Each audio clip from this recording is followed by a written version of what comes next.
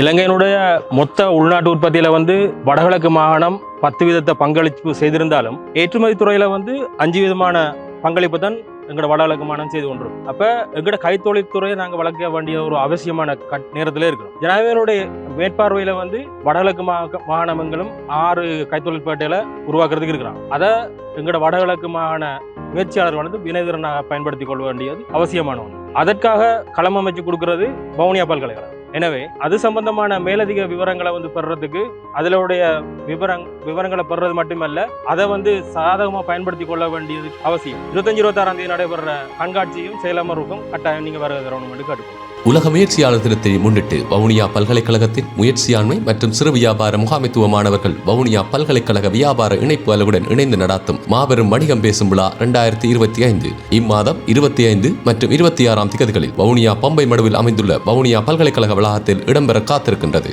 உங்கள் வாழ்வை வெற்றி பாதைக்கு இட்டுச் செல்ல போகும் பொன்னான இந்த வாய்ப்பை தவறவிடாதீர்கள்.